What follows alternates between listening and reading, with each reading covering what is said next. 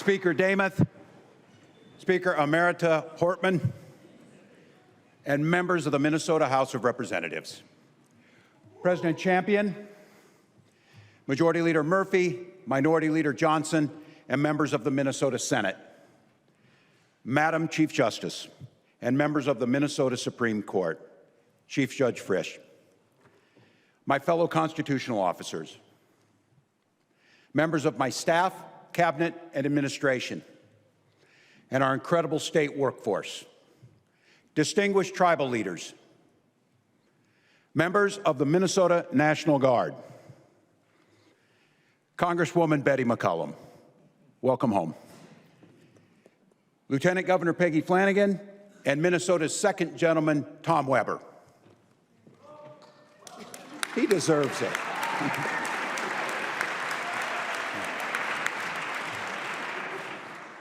Minnesota's First Lady, Gwen Walz.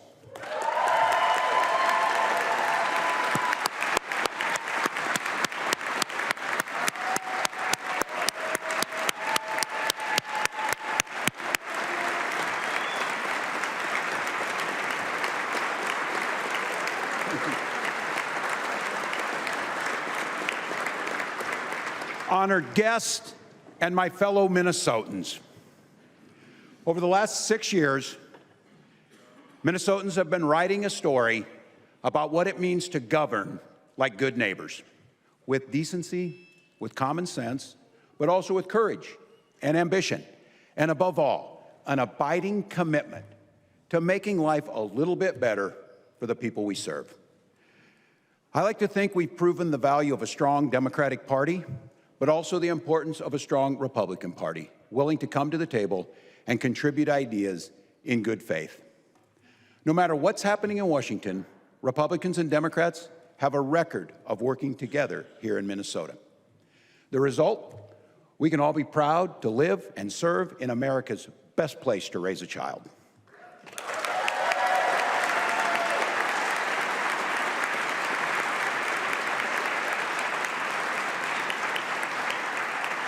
And I'm not the only one who thinks so. The rest of the nation has taken notice of what we've done here in Minnesota and how we've done it.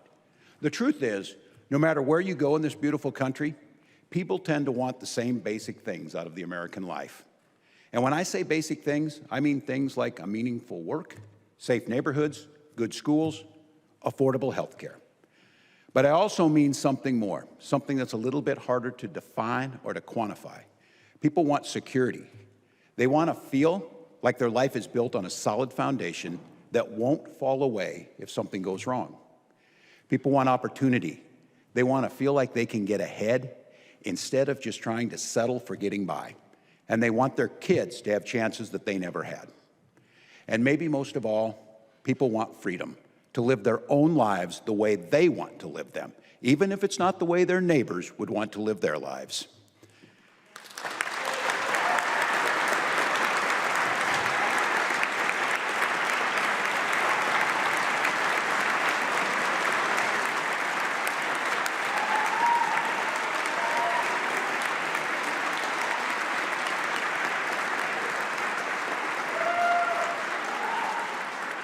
Security, opportunity, freedom. I hear it everywhere I go, and every time I do, I find myself feeling proud of Minnesota. The truth is, all of America would like to have what we have. And talk about security. We've given parents peace of mind through a child tax credit that is expected to cut childhood poverty by half. And every parent in this state knows their child's going to get a belly full, breakfast and lunch, so they can learn when they go to school. That's security.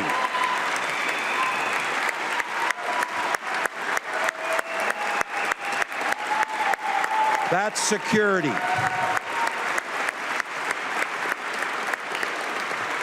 And we together passed the nation's most aggressive expansion of labor rights. Because a job's just not a job. It's a means to a secure life. And it should come with benefits, like earned safe and sick time and the right to collectively bargain for a better life.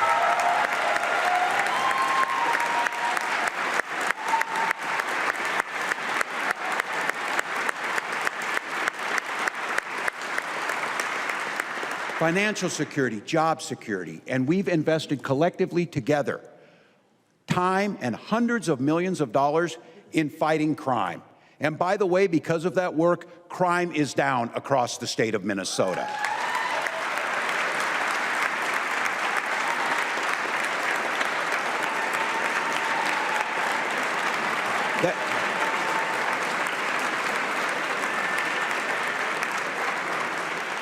I'm trying. That is something to celebrate. That is something to celebrate. We've worked together to eliminate Social Security's taxes on the vast majority of Minnesota's seniors so nobody's parents will choose between prescription drugs and groceries.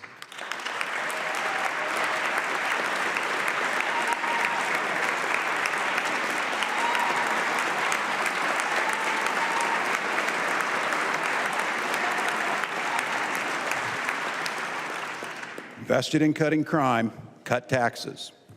Those are things to celebrate. And in just a few months, we'll have one of the nation's most generous family and medical leave policies because no one should worry about losing their income while taking care of a loved one.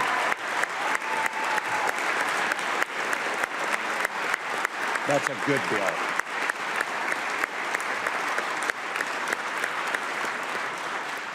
And when it comes to opportunity, we've passed unprecedented funding for public education, and we work in a bipartisan manner to make sure our kids actually get the benefits from that funding by enhancing our literacy programs together.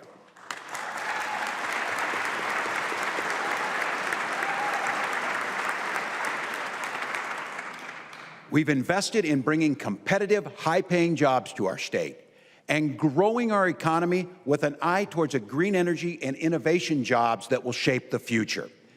We're not just one of the best states in which to start a business, we're proving to be one of America's most popular states to grow a business. Just look at Philips, Solventum, Sofidel, and the Mayo Clinic, investing billions to create thousands of new jobs right here in Minnesota.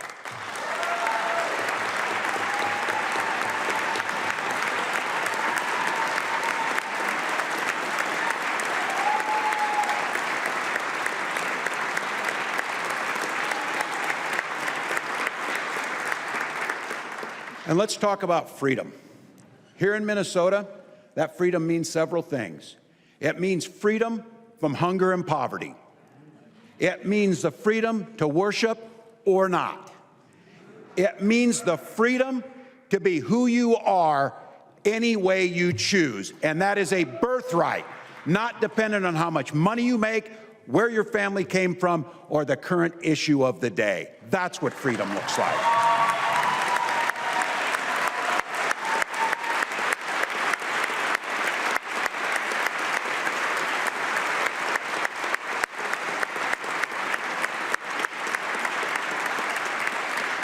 Those are the things that make Minnesota great.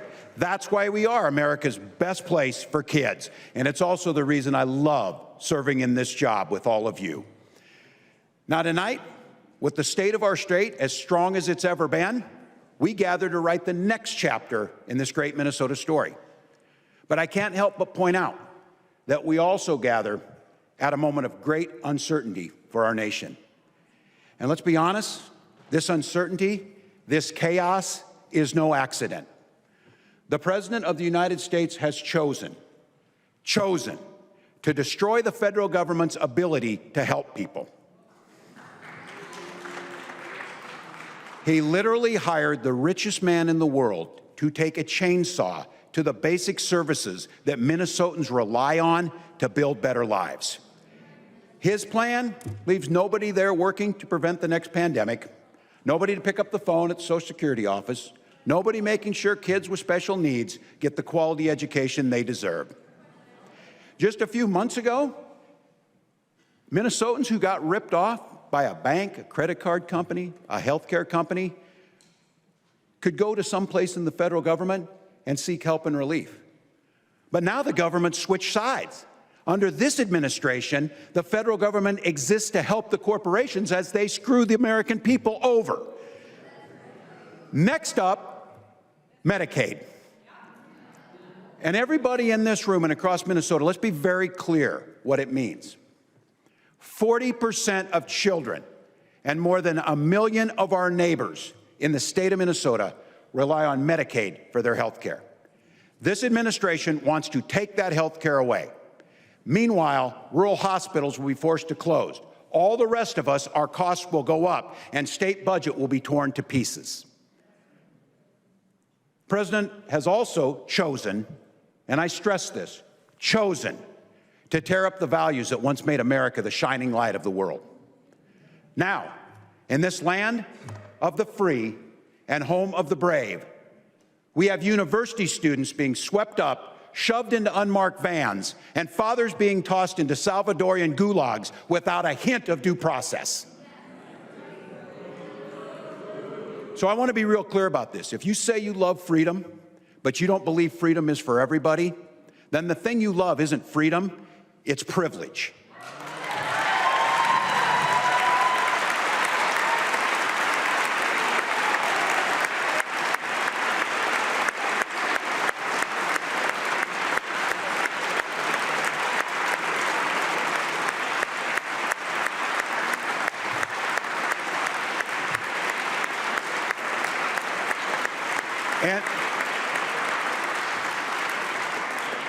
And on an hour-by-hour, day-by-day basis, the President of the United States has chosen to throw our economy into turmoil.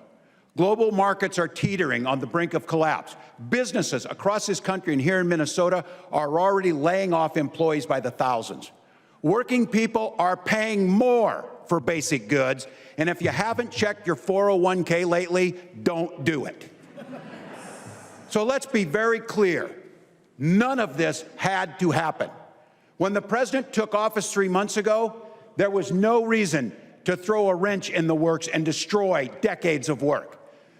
But if you listen to anything that comes out of his mouth, one thing has become clear. He's just plain confused about how the world really works for working people. We're talking about a guy that slapped a 10% tariff on an island populated only by penguins. It'd be funny as hell if it wasn't true and stupid. It makes no sense to anyone. That isn't servant leadership. It's not any kind of leadership. It's small, it's weak, and it's petty.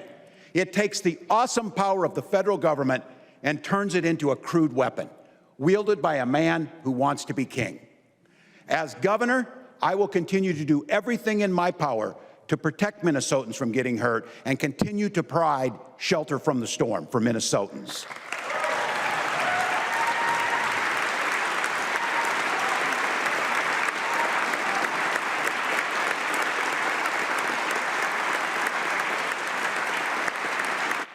But I want to be clear. It is not enough to complain about the damage of the administration is causing. It's not even enough to try and clean up as much of this mess as we can. We need to prove to the people of Minnesota and to the American people there is a better way to govern. Because the truth is, this current administration in Washington, they're not forever. These small petty men will disappear into the dustbin of history, and when they do, there will be an opportunity and an obligation to actually rebuild government so that it works for working people.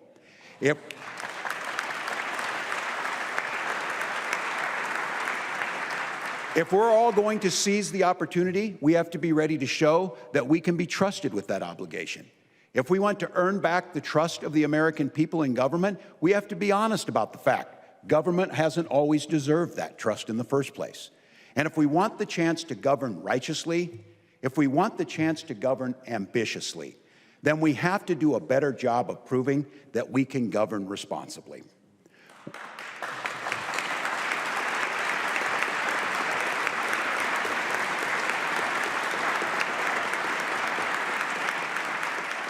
Which brings me to this year's budget. 2 years ago, we made historic investments in our people and in our future. And I want to be very clear. We are not walking away from the commitments we've made to our schools, to our health care, to green energy, to public safety, to feeding our kids, and to taking care of seniors. We keep that promise.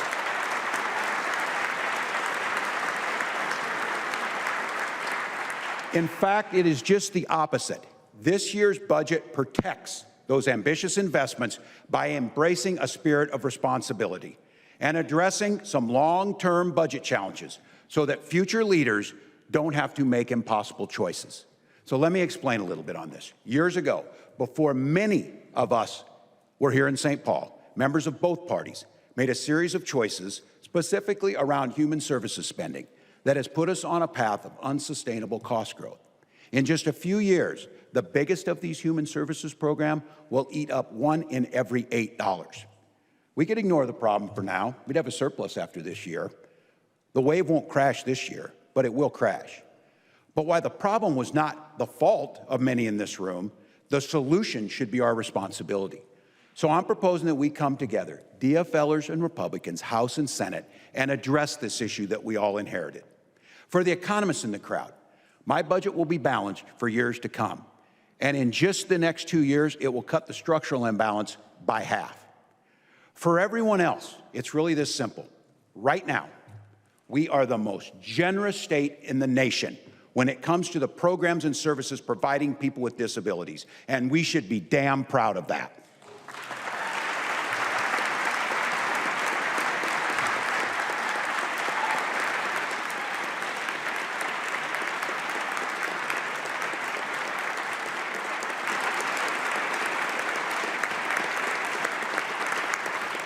And the good news is this: after my budget is passed, we will still be the most generous state in the nation when it comes to these programs and services. And because of the efficiencies that we've proposed, we will be able to continue being the most generous state in the nation for many years to come. Bottom line,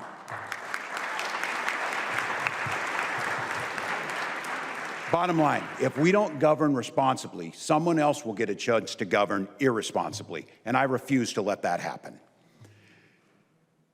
Another way we're protecting investments is by doing more to prevent, investigate, and punish fraud in government.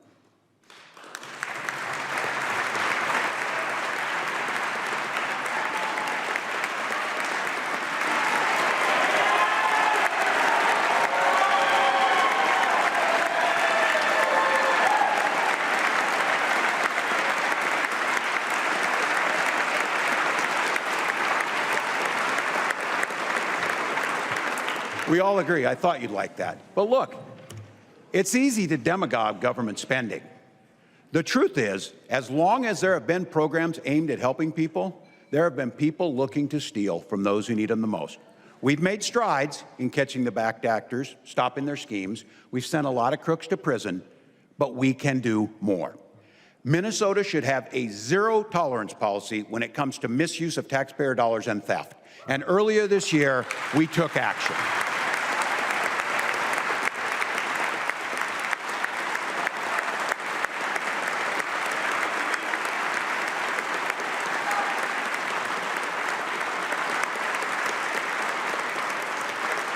I know it's being worked on in this chamber, and earlier this year, I issued an executive order to strengthen our state's capacity to investigate fraud by establishing a centralized fraud and financial crimes unit at the Bureau of Criminal Apprehension.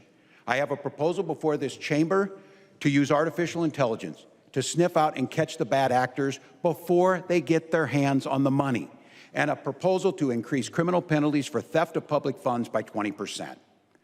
Bottom line, I believe that when criminals try to steal public funding, you don't cut the funding, you stop the criminals. And that's exactly what we do.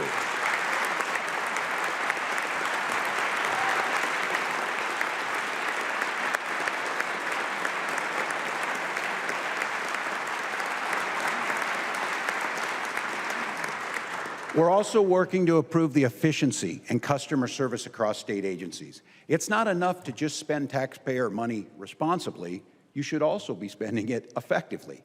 We've already made some strides in that. I look at just a little thing. A couple weeks ago, shopping at Cub, I can stop at a kiosk after the checkout, and in 3 minutes, I can renew the tabs for my car right at that spot. You don't have to go to the DMV. It saves us money. It's more efficient for you, and it's government meeting people where they're at. People deserve more bang for their buck, and that's exactly what this budget will deliver.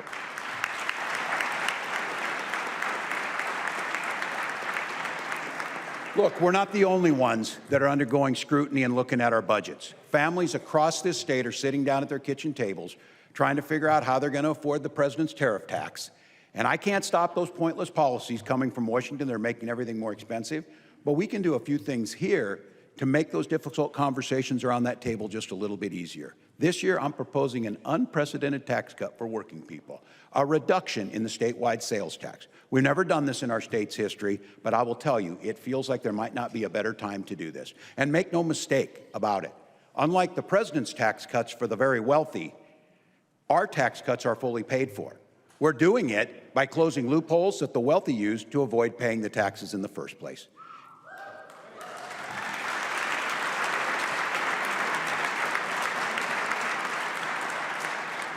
Yes, and we're going to do this. Finally, we're going to ask the big health insurance companies to start paying their fair share with a reasonable increase.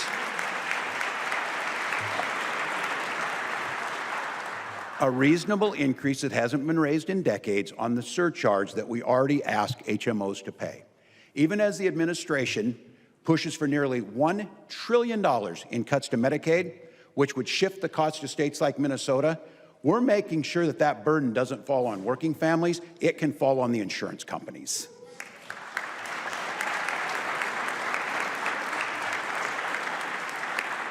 Now, we got about 4 weeks. We're going to get time to go through this line by line together, hammering out a final proposal that allows us to move forward as one Minnesota and the best place for kids to grow up.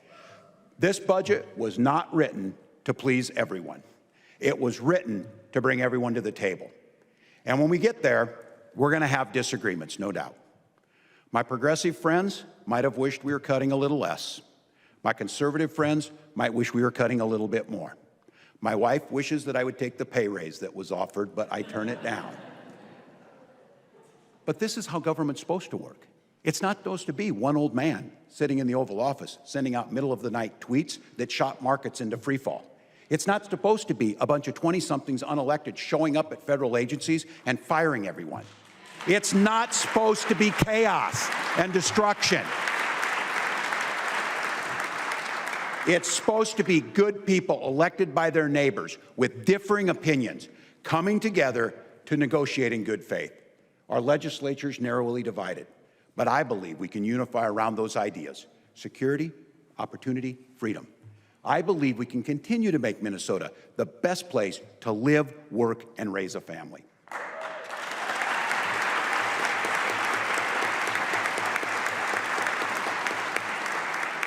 And I think we got a chance. And I believe we can show people, folks across the nation who are watching, that we can still work together to improve lives. Let's show the world what servant leadership really looks like. Thank you, and God bless each and every one of you, and God bless the great state of Minnesota. Let's get to work.